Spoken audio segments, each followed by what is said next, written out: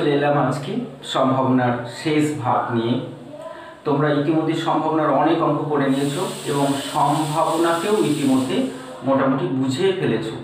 তবে এটা নিশ্চয়ই লক্ষ্য করেছো যে সম্ভাবনার অঙ্ক করতে গেলে বিন্যাস সমবায়টা কিন্তু ব্যাপকভাবে দরকার পড়ছে। তো আজকে আমরা দীর্ঘ উত্তরধর্মী করব, তো সেখানে কিন্তু বিন্যাস সময়টা আর একটু ভালোভাবে কাজে লাগাতে হবে। আর সেই জন্য আমি বলবো, যেহেতু বিন্যাস আর সমবায় চ্যাপ্টারটা তোমাদের অনেক দিন আগে হয়ে গেছে, হয়তো একটু আপসাও হয়ে গেছে, তো ওইটাকে আরেকবার ভালো করে দেখে নাও, মানে রিভিশন দিয়ে নাও। সব অঙ্ক করতে বলছি না, কিছু কিছু অঙ্ক বাছাই করা কিছু অঙ্ক ওখানে করো, মানে বিন্যাস সময়টা যেন মাথার মধ্যে চলে আসে, মাথায় মানে মাথাতেই তো আছে, মাথার সামনের দিকে যেন চলে আসে। তো তারপরে দীর্ঘ উত্তরধর্মীটা করো, দেখো ভালো বুঝতে পারবে। ঠিক আছে, তাহলে এখন আমি শুরু করছি দীর্ঘ উত্তরধর্মী। আমরা সম্ভাবনার কোন প্রশ্নমালাতে রয়েছি? প্রশ্নমালা 4। ঠিক আছে, দেখো তাহলে প্রশ্নমালা 4-এ দীর্ঘ উত্তরধর্মীর 3-এর যে প্রমাণ দুটো রয়েছে, ওই প্রমাণ দুটো তো তোমরা করেছো, একবার সেটে করেছো, সম্ভাবনাতেও এসে একবার দেখেছো, তো পড়ে নেবে। প্রমাণ দুটো একটু দরকার মাথার মধ্যে রাখবে। আর 4-এর যেটা বলেছে এটাও তোমরা আগে করেছো, সংক্ষিপ্ত 3-ই এই প্রমাণটা ছিল। প্রমাণ তোমাদের ঠিক করতে হবে না, প্রমাণ করতে বলে তোমরা চিত্র দিয়ে এই প্রমাণটা দেখিয়ে দিতে পারো। যাই হোক, সংক্ষিপ্ত 3-এ যেভাবে করেছো সেভাবে দেখিয়ে দিতে পারো। আর 5-এর থেকে দেখো অঙ্কগুলো কি বলেছে। 5-এর অঙ্কটা কি বলেছে দেখো, 5, 6, 7, 8, 0 অঙ্কগুলি কোনো অঙ্ক একাধিকবার ব্যবহার না করে 5 অঙ্ক বিশিষ্ট একটি সংখ্যা গঠন করা হয়। বাস, আর পড়া দরকার নেই। কী করবো তাহলে? এইটা থেকেই আমরা এনএসকে আগে লিখে নেব। এনএস মানে মোট নমুনা বিন্দুর সংখ্যা।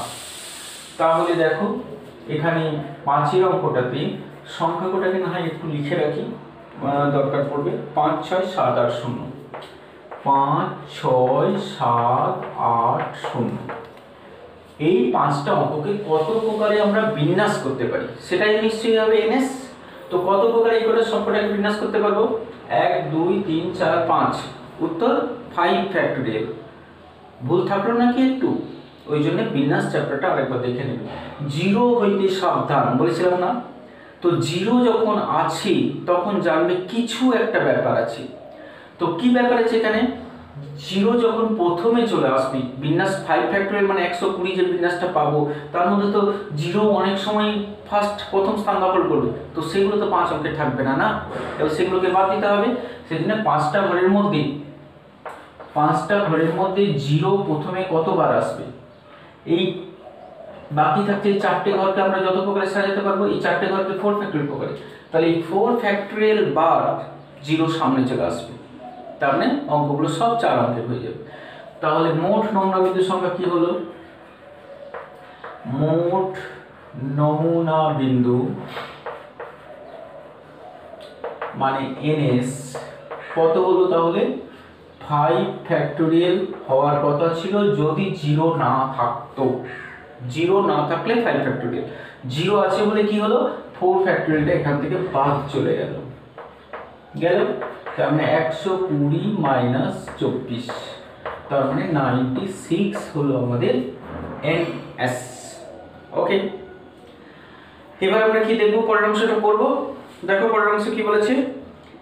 দুটো প্রশ্ন আছে এখানে। প্রথম প্রশ্ন আছে 4 দিয়ে বিভাজ্য হওয়ার সম্ভাবনা। তাহলে প্রশ্ন নাম্বার 1, ধরি 4 দ্বারা বিভাজ্য হওয়ার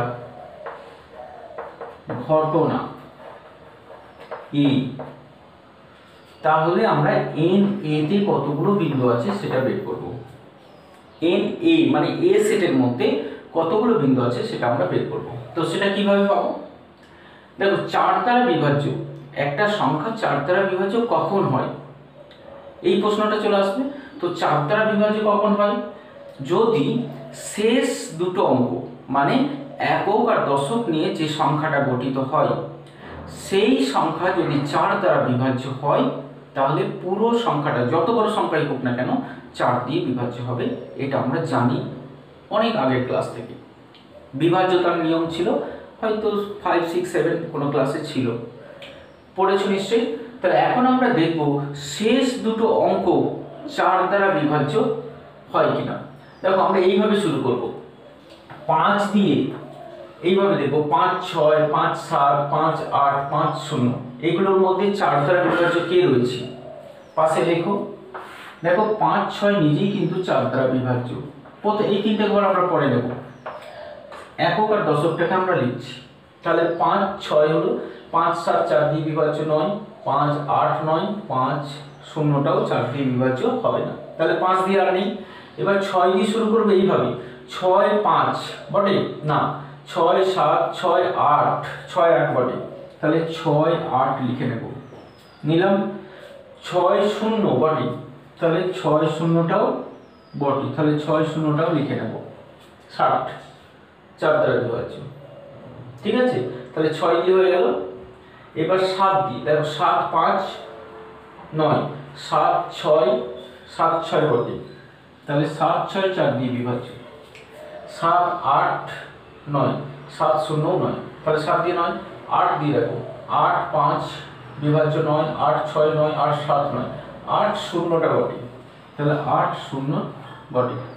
আবার দেখো 0 দিয়ে, 0, 5 9, 0, 6 9, 0 7 9, 0 8টা 4 দিয়ে বিভাজ্য, ঠিক আছে। তাহলে আমরা দেখলাম 6টা সংখ্যা পেয়েছি যেগুলো 4 দিয়ে বিভাজ্য। তাদের মধ্যে আবার ভাগ করতে হবে আমাদের, 0 রয়েছে, বলেছি না 0 হইতে সাবধান। তো 0 রয়েছে মানে অন্য কিছু একটা হবে, ঠিক আছে। বাকি তিনটের মধ্যে 0 নেই, তাহলে এই তিনটে আর 0 দিয়ে তিনটে দুটোকে আমাদের আলাদা করতে হবে। 0 দিয়ে যেগুলো আছে সেইগুলোতে দেখো এই তিনটে ঘরে কি আর 0 আসতে পারবে? এই তিনটে ঘরের মধ্যে আর কোনো 0 আসতে পারবে না, কারণ 0 তো সামনে বসে গেছে। তাহলে এই তিনটে ঘরে বাকি তিনটে নাম্বার থাকবে, কত প্রকারে বিন্যাস করতে পারবো?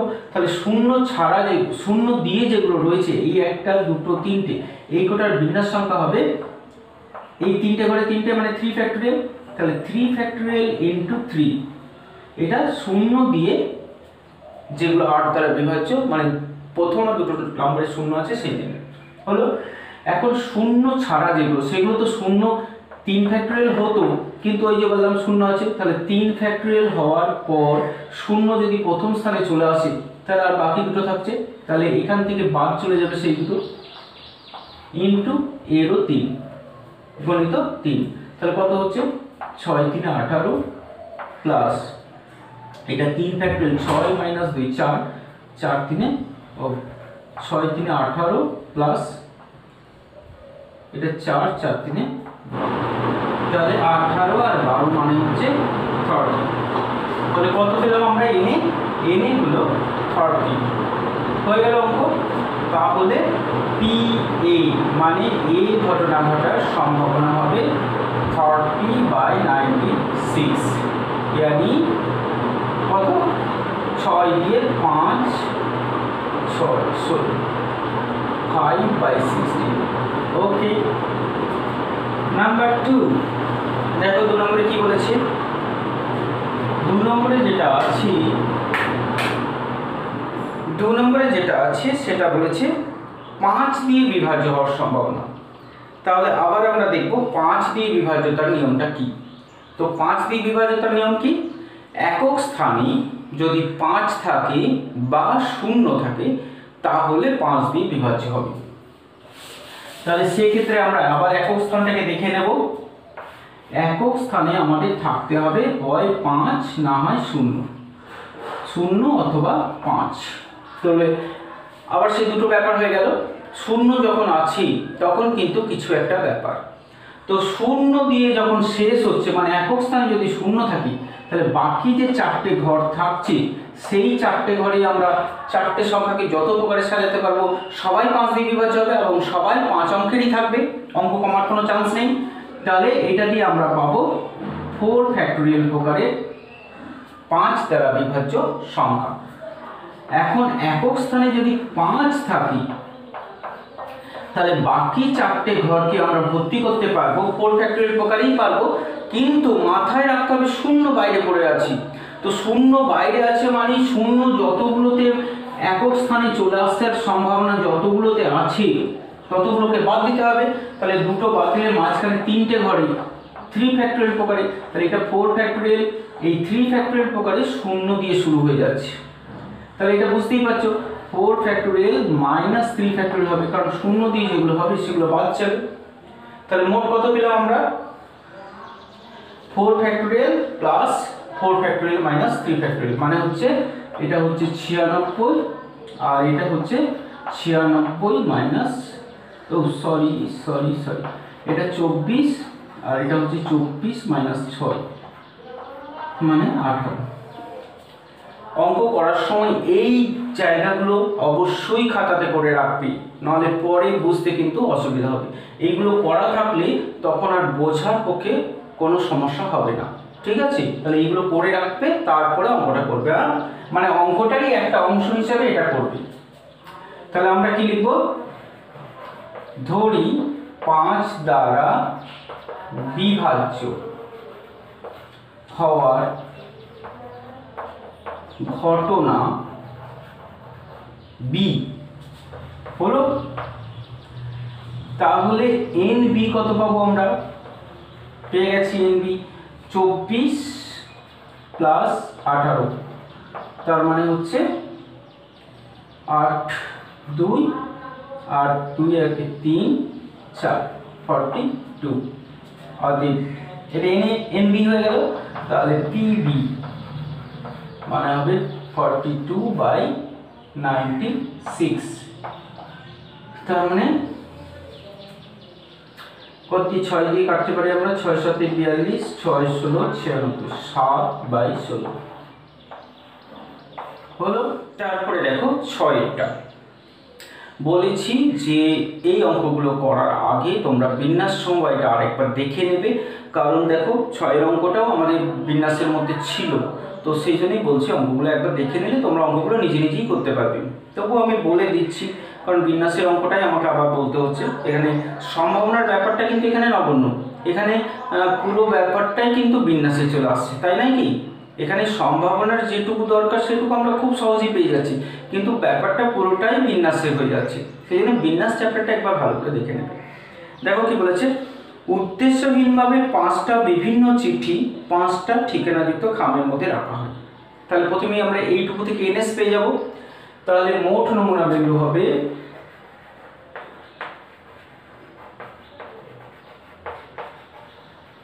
কত হবে? 5টা চিঠি মানে 5টা খাম, ধরো A B C D E লেখা 5টা খাম, A B C D E লেখা 5টা চিঠি। তো তার মানে আমরা এটা ভাবতে পারি যে 5টা জায়গায় 5টা বস্তুকে কত প্রকারে বিন্যাস করা যাবে। তাহলে 5টা স্থানে 5টা বস্তুকে কত প্রকারে বিন্যাস করা যাবে এটা আমরা বহুবার করেছি। তাহলে আমাদের এনএস পেয়ে গেলাম আমরা 5 ফ্যাক্টরিয়াল, মানে 120 প্রকারে বিন্যাস করতে পারবো 5টা স্থানে 5টা বস্তুকে। হলো। এখন প্রশ্নতে আসো, ঠিক দুটো চিঠি সঠিক খামের মধ্যে রাখা। তাহলে ঠিক ধরে নিচ্ছি এটা, ঠিক দুটি চিঠি দুটি সঠিক খামে থাকবে, সঠিক খামে থাকার ঘটনা এ। তাহলে আমাদের এন এটা বার করতে হবে। আবার আমরা বিন্যাসের ব্যাপারটাকে আমরা সাইডে রাখছি, কিন্তু এটা কিন্তু অঙ্কের একটা অংশ হিসেবেই আমরা সাইডে রাখছি, এটাও কিন্তু অঙ্কটারই অংশ, কিন্তু যেহেতু আমাদের চ্যাপ্টারটা বিন্যাসের নয় সেই জন্য এটাকে আমরা পাশে রাখছি। কিন্তু এটাও তোমরা করবে, কিন্তু ভুলবে না যে ওটা বাদ, ওটা করার প্রয়োজন নেই, এটা যেন না হয়, তাহলে পরে আর কিছু বুঝতে পারবে না। দেখো তাহলে এটা কি করতে বলেছে, যে দুটো চিঠিকে সঠিক খামে রাখবো। তাহলে এ বি, মনে করো এই দুটোকে আমরা সঠিক খামে রাখলাম, তাহলে বাকি তিনটেকে আমরা কত প্রকারে বেঠিক খামে রাখতে পারবো? কত প্রকারে দেখো, তাহলে বেঠিক খামে রাখতে পারবো আমরা। এখানে যদি ডি লিখি, এখানে যদি ডি চিঠি ভরে দিই, এখানে যদি ই চিঠি ভরে দিই, আর এখানে যদি সি চিঠিটা ভরি, তাহলে ভুল থাকবে। আবার যদি এখানে ইটা দিলাম, এখানে সিটা দিলাম, এখানে ডিটা দিলাম, তাহলে ভুল থাকবে। আবার যদি এখানে সিটা দিলাম, নো সি তো ঠিক হয়ে গেল, এখানে যদি আর কিছু নেই, তাহলে এই দুরকম ভাবে আমরা এবি কে সঠিক রেখে আমরা দুরকম ভাবে ভুল বলতে পারছি, তাই না? তাহলে এবি কে সঠিক রেখে আমরা দুরকম ভাবে ভুল খামে ভরতে পারছি। এইভাবে দেখো তো, এবি কে তো আমরা ঠিক রাখলাম, কিন্তু নির্দিষ্ট তো বলে দেয়নি যে এবি কেই ঠিক রাখতে হবে।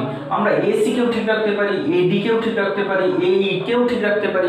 তাহলে এইভাবে আমরা দুটো করে, ভালো করে দেখো, দুটো করে নির্বাচন, 5টা বস্তুর মধ্যে থেকে দুটো বস্তুকে কত প্রকারে নির্বাচন করতে পারি, ঠিক আছে? তাহলে 5টা থেকে দুটোকে কত প্রকারে নির্বাচন করতে পারি, কারণ এখানে A B R B A তো আলাদা হচ্ছে না, সেজন্য নির্বাচন হচ্ছে।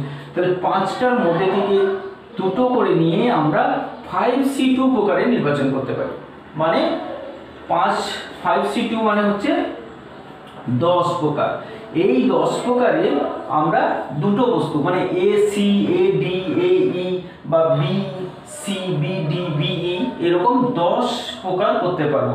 তার মানে প্রত্যেক ক্ষেত্রে 10 প্রকারের প্রত্যেক ক্ষেত্রে দুটো করে 3টে খাম বেঠিক জায়গায় থাকবে, তাই না? ভুল জায়গায় থাকবে। তাহলে মোট সংখ্যা হবে 10 গুণিত 2। এ বি দিয়ে যেমন দুটো পেলাম, তেমনি এসি দিয়ে দুটো পাবো, এডি দিয়ে দুটো পাবো, এই দিয়ে দুটো পাবো। মানে এই 10 প্রকারের প্রত্যেক প্রকারে দুটো করে ভুল জায়গায় রাখতে পারবো, ঠিক আছে? তাহলে 3টে খাম ভুল আর দুটো খাম সঠিক জায়গায় থাকতে পারবে 10 গুণিত 2 মানে 20 প্রকারে।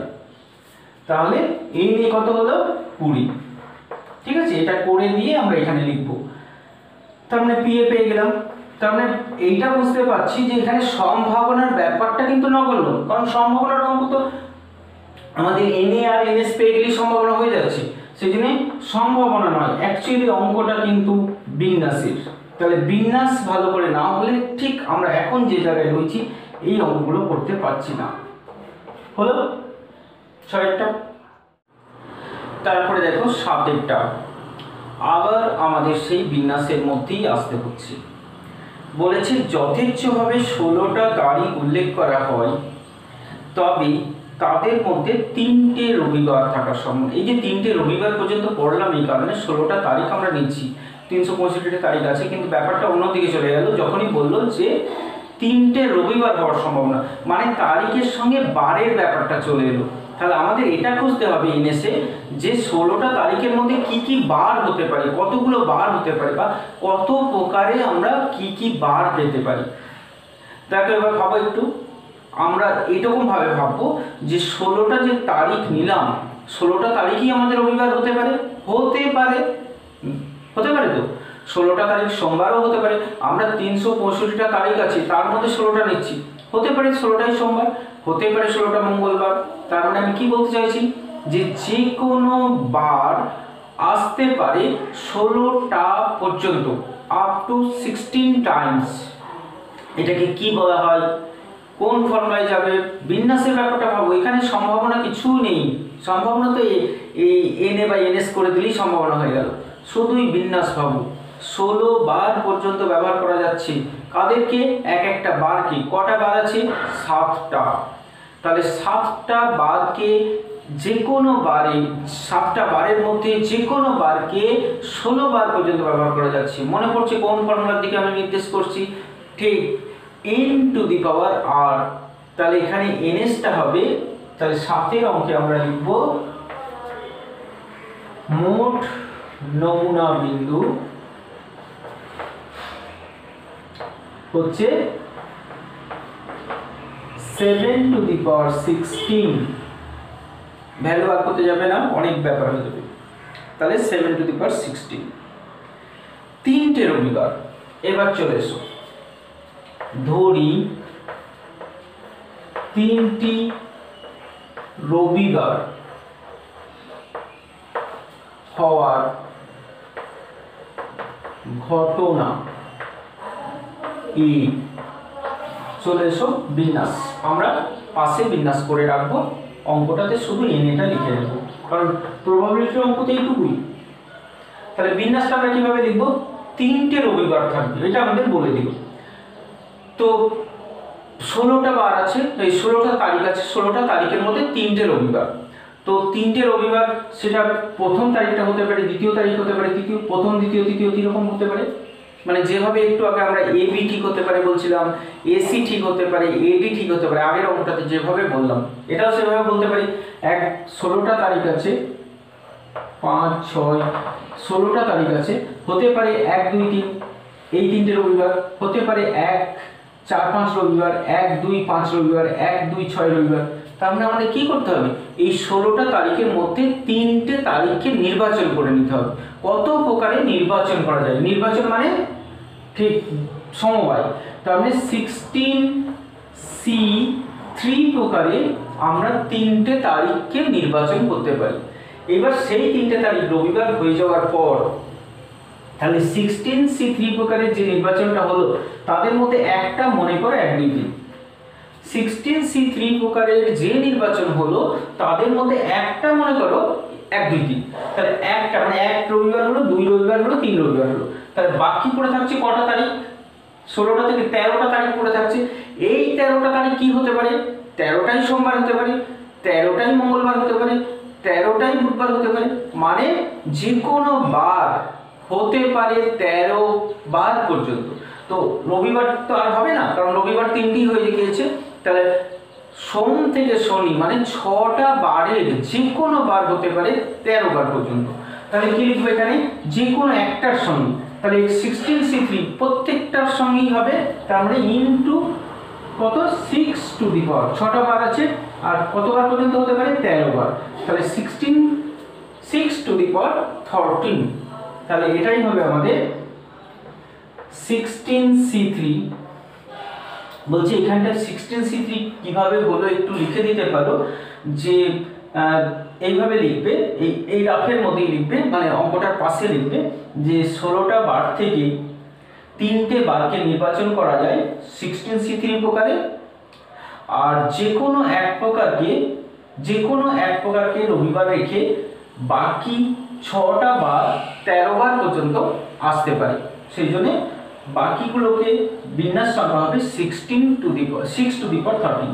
অতএব মোট বিন্যাস সংখ্যা এটা, মানে n এটা তখন লিখবে, এটা মান বার করতে যাবে না, কারণ অনেক বড় সংখ্যা আসবে। এখান থেকে আমরা পি এটা এইভাবেই দেখে দিতে হবে, কারণ এত বড় ক্যালকুলেশন 7 টু দি পাওয়ার 16 হয়ে গেল না 7। যাই হোক 8 অন্তত নিজে করবে। 8 মোটামুটি বিন্যাস থেকে একটু সরে এসছে, এটা সময় ভুলই হয়ে যাবে। দেখো এটা এর আগেও করেছো অনেকবার। 50টা টিকিট আছে, সেখান থেকে উদ্দেশ্যহীনভাবে 5টা তোলা হয়েছে। তার মানে বুঝতে পারলে এনএস কত বটে? কত হলো এনএস? 50C5 এনএস পেয়ে গেলাম। হলো? প্রশ্নটা দেখো, এই যে 5টা সংখ্যা তোলা হলো, এই 5টাকে পরপর সাজাতে বলেছি। কিভাবে? না x1 less than x2 less than x3 less than x4 less than x5, মানে ছোট থেকে বড় হিসেবে সাজাতে বলেছি। যে 5টা নির্বাচন করা হলো কত প্রকারে? 50C5 প্রকারে। তাদের সমস্তগুলোকে যদি এইভাবে সাজানো হয়, সাজালাম সবগুলোকেই ছোট থেকে বড় হিসেবে সাজালাম। তো ছোট থেকে বড় হিসেবে সাজানোর পর, ছোট থেকে বড় হিসেবে সাজাচ্ছি বলেই কিন্তু আমরা সমবায় নিলাম, কারণ এক একটা দলের মধ্যে যে 5 জন থাকবে সেই 5 জনকে এক প্রকারই ছোট থেকে বড় হিসেবে সাজানো যাবে, সেই জন্যই ওটা সমবায় নেওয়া হলো। তাহলে 15C5 প্রকারের যে দল তৈরি হয়েছে তাদের যে সংখ্যাগুলো আছে তাদেরকে এইভাবে সাজালে বলেছে মাঝের সংখ্যাটা 30 হয়ে যাবে। তাহলে মাঝের সংখ্যাটা মানে x3 যদি 30 হয় তাহলে বাকি দুটো নাম্বার নিশ্চয়ই 30 নিচে থাকবে, মানে 1 থেকে 29 এর মধ্যে থাকবে। আর এই দিকের বাকি দুটো নাম্বার কত থাকবে? 31 থেকে 50-এর মধ্যে থাকবে। তাহলে 1 থেকে 29 মানে 29টা সংখ্যা, আর 31 থেকে 50 মানে 20টা সংখ্যা, তাই না? তাহলে এই দুটো ঘরে 29টা সংখ্যাকে কত প্রকারে বিন্যাস হবে না এখানে সমবায়, কারণ ছোট থেকে বড় বলেছে। তাহলে কত প্রকারে নির্বাচন করা যাবে, আর 20টা সংখ্যাকে এই দুটো ঘরে কত প্রকারে নির্বাচন করা যাবে, এটাই হবে NA। বুঝেছো নিশ্চয়ই? তাহলে NA কত হলো? 29C2 into 20C2। বুঝে গেছো নিশ্চয়ই? তারপরে দেখো 9টা। তো আবারও সেই বিন্যাস। তো এই অঙ্কটা করার আগে এক লাইনে সাজানোর বিন্যাসটা আমাদের কিন্তু একবার দেখে নিতে হবে। তো এখানে কি বলেছে? 10 জন লোকের সঙ্গে XY কে যথেচ্ছভাবে এক লাইনে দাঁড় করানো হলো। তাহলে 10 জনের সঙ্গে XY মানে কতজন হলো? 12 জন। তো 12 জনকে এক লাইনে, 12 জন নিশ্চয়ই আলাদা আলাদা, তাহলে 12টা আলাদা বস্তুকে এক লাইনে কত প্রকারে সাজাতে পারবো? 12 ফ্যাক্টরিয়াল প্রকারে। ঠিক, তাহলে ওটাই নমুনা বিন্দুর সংখ্যা। তাহলে এটা তোমরা, আমি একটু বলে দিচ্ছি, তোমরা করবে, শুধু লিখবে, লেখাটা শুধু তোমরা নিজেরা করবে। তাহলে NS কত হলো? 12 ফ্যাক্টরিয়াল প্রকারে হলো NS। এবার কি বলবো দেখো, প্রশ্নটা কি আছে? XY এর মধ্যে 3 জন লোক থাকার সম্ভাবনা। তাহলে যেহেতু এক লাইনে দাঁড় করাচ্ছে 12 জনকে, 1 2 3 4 5 6 7 8 9 12 জন আছে, ঠিক আছে? এবার XY কোথায় থাকতে পারে? মাঝে যদি 3 জনকে রাখতে হয়, তাহলে X প্রথমে থাকলে Y থাকবে 5 নম্বরে, তাই না? X যদি 1 নম্বরে দাঁড়ায়, তাহলে Y কে 5 নম্বরে রাখতে হবে। তাহলে 1 আর 5-এ XY থাকতে পারে, অথবা X কে যদি 2 নম্বরে রাখা হয়, তাহলে এটাকে 6 নম্বরে রাখতে হবে। তাহলে 2 6-এ রাখতে পারি X আর Y কে। আবার দেখো, তাহলে 1 5-এ রাখতে পারি, 2 6-এ রাখতে পারি, 3 7-এ রাখতে পারি, 4 8-এ রাখতে পারি, 5 9-এ থাকতে পারি, 6 10-এ থাকতে পারি, 7 11-তে থাকতে পারে, 8 12-তে থাকতে পারি, 9 13-তে থাকতে পারি নাকি? পারে নাকি? 9 13 নম্বর লোকটাই তো নেই, তাহলে এটা বাদ। তাহলে কটা হলো? 1 2 3 4 5 6 7 8। তাহলে 8 রকম ভাবে XY কে সাজাতে পারবো, ঠিক আছে? তাহলে এবার এই 8 রকমের মধ্যে আমরা নেব কিন্তু সবসময় যে কোনো, কি করছি বুঝতে পেরেছো? এই 8 রকমের মধ্যে আমরা যে কোনো এক রকম নিচ্ছি। ধরো X কে এখানে আর Y কে এখানে রাখলাম, তাহলে বাকি এখানে 3টি, মানে দুটো বাদ দিলে 10টা, বাকি 10টাকে তো আমরা যে কোনো ভাবে সাজাতে পারি। তাহলে এই 8 রকমের মধ্যে এই এক রকমকে আমরা সাজাতে পারছি 10 ফ্যাক্টরিয়াল প্রকারে। তাহলে এটাকেও আমরা 10 ফ্যাক্টরিয়াল প্রকারে, মানে 2 6 একেও 10 ফ্যাক্টরিয়াল প্রকারে, 3 7 একেও 10 ফ্যাক্টরিয়াল প্রকারে। তাহলে মোট হচ্ছে 1 2 3 4 5 6 7 8। তাহলে বুঝতে পেরেছো আমি কি বলছি? তাহলে NA হবে 8 × 10 ফ্যাক্টরিয়াল হবে NA, যেখানে X আর Y এর মাঝখানে 3টে বস্তু থাকবে। নিশ্চয়ই অঙ্কটা লিখে করতে পারবে। ওকে, তারপরে 10-এরটা। তো 10-এরটা তোমরা নিজেরাই করতে পারবে, কিন্তু মাথায় রাখতে হবে বিন্যাসের ব্যাপার, কারণ আবার বলছি অঙ্কগুলো সবটাই কিন্তু বিন্যাসের ওপরেই দাঁড়িয়ে আছে, তাই না? আমাদের সম্ভাবনা তো খুব একটু অল্প লাগছে, সম্ভাবনা কোনো ধারে কাছেও বলতে গেলে সম্ভাবনাটা লাগছেই না, বিন্যাসটাই এখানে অঙ্ক, তাই না? তো বলেছে দেখো 12টা অসদৃশ্য বস্তুকে ABCDE চিহ্নিত 5টা বাক্সে রাখা হচ্ছে। ব্যাস, এখান থেকে NS বার করতে হবে আমাদের। তো NS মানে মোট নমুনা বিন্দু। কি করে পাবো? 12টা বলকে রাখা হচ্ছে 5টা বাক্সে, ABCDE। 12টা বল 5টা বাক্সে রাখা, বলে দেয়নি তো কোন বাক্সে কটা ধরবে। তো আমরা তো A বাক্সেই 12টা রাখতে পারি তো, B বাক্সেও 12টা রাখতে পারি, C বাক্সেও 12টা রাখতে পারি, যে কোনো একটা বাক্সকে 12টা বলে রেখে দিতে পারি। তার মানে আমরা এরকম ভাববো, যে কোনো একটা বাক্সকে আমরা 12 বার পর্যন্ত ব্যবহার করতে পারছি। তাহলে এ বাক্সটাকে 12 বার ব্যবহার করতে পারি, বি বাক্সকে 12 বার ব্যবহার করতে পারি, সি কি বলতে চাইছি বুঝতে পেরেছো নিশ্চয়ই? হ্যাঁ, n to the power r এর কথা বলছি। কোনটা n কোনটা r? যেটা বার ব্যবহার করা হয় সেটা হচ্ছে r, কারণ n সংখ্যক বস্তুকে r বার পর্যন্ত পুনঃ পুনঃ ব্যবহার করলে বিন্যাস সংখ্যা হয় n to the power r। তাহলে এখানে কি হবে? 5 টু দি পাওয়ার 12। তাহলে ns পেয়ে গেলাম আমরা। তাহলে এটাও নিজে করবে। তাহলে ns কত পেলাম আমরা? 5 টু দি পাওয়ার 12। এবার আমাদের এটাকে খুঁজে বের করতে হবে। তো এটা দেখো কিভাবে বলেছে, বাক্স পাঁচটিতে যথাক্রমে 3, 4, 1, 0টি বল থাকার ঘটনা এ হলে আমরা n এটা লিখব। কি হবে n?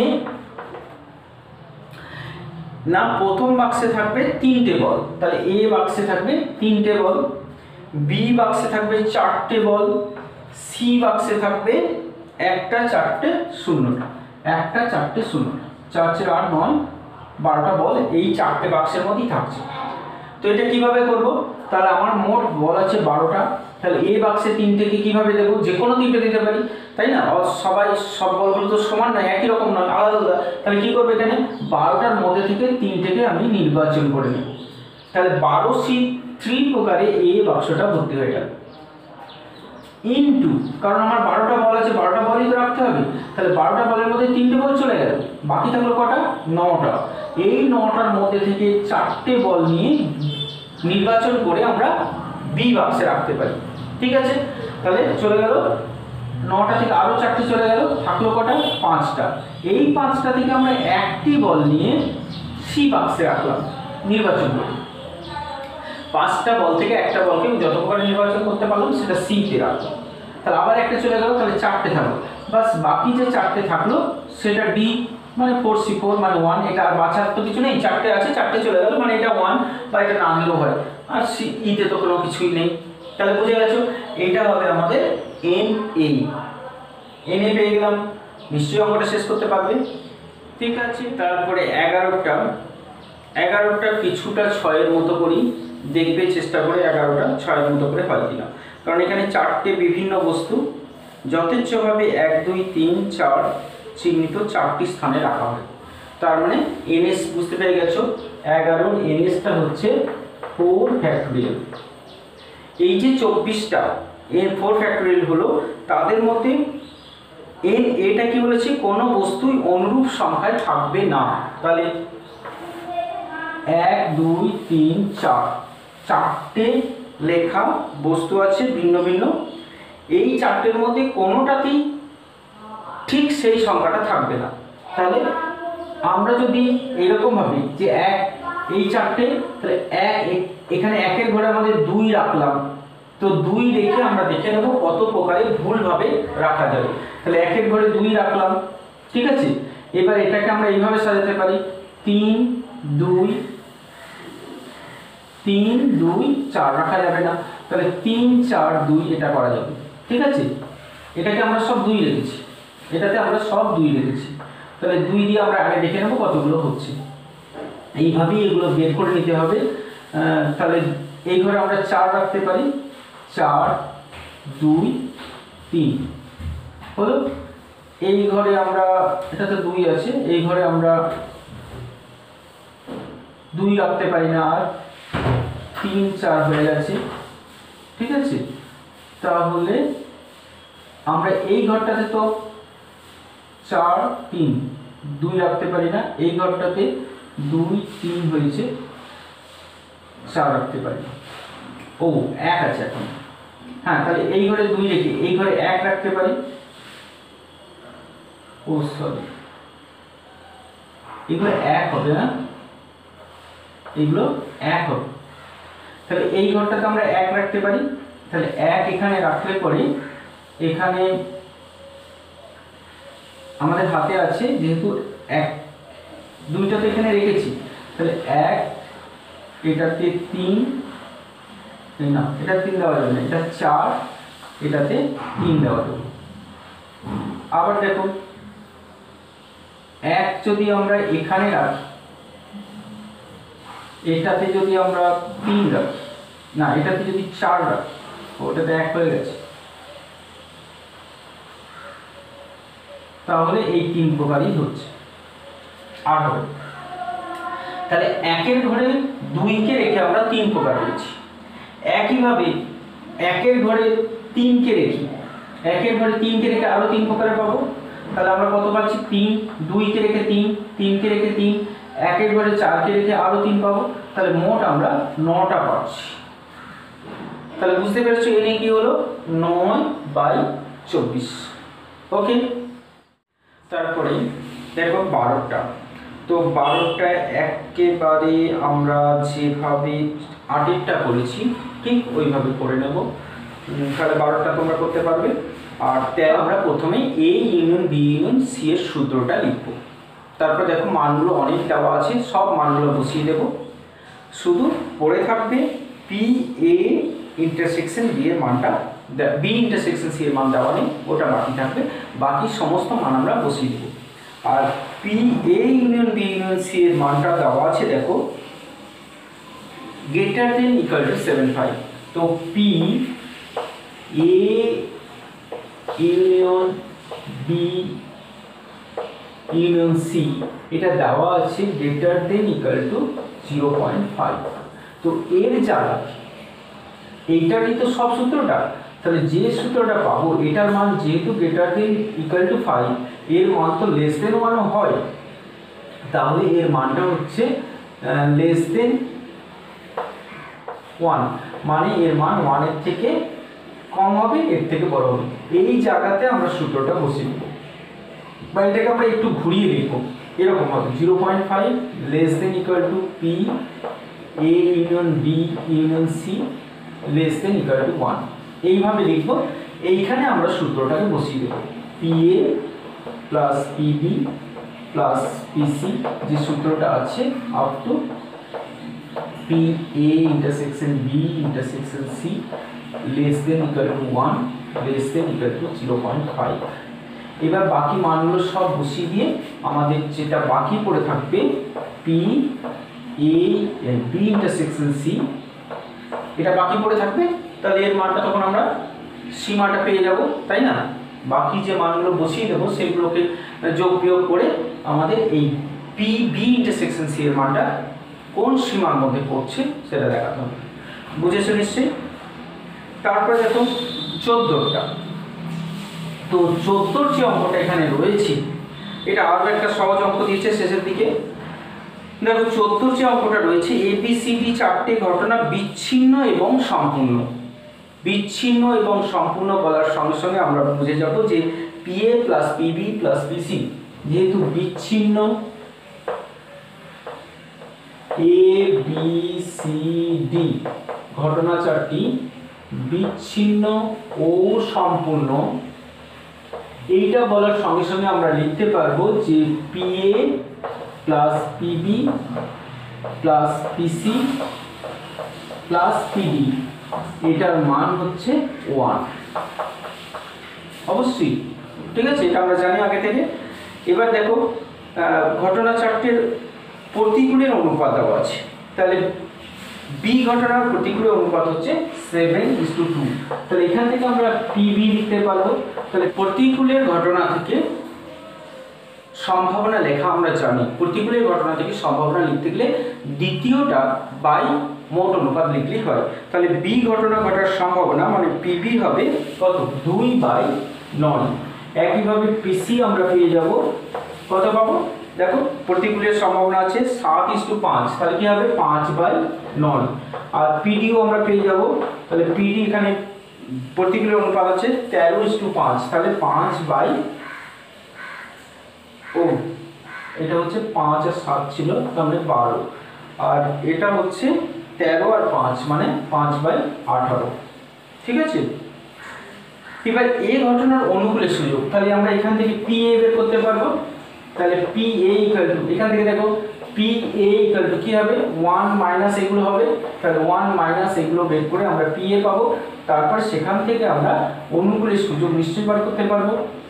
সম্ভাবনা থেকে অনুকূলের সুযোগ আমরা এমসিকিউতেও করেছি, নিশ্চয়ই এটা শেষ করতে পারবো। ঠিক আছে,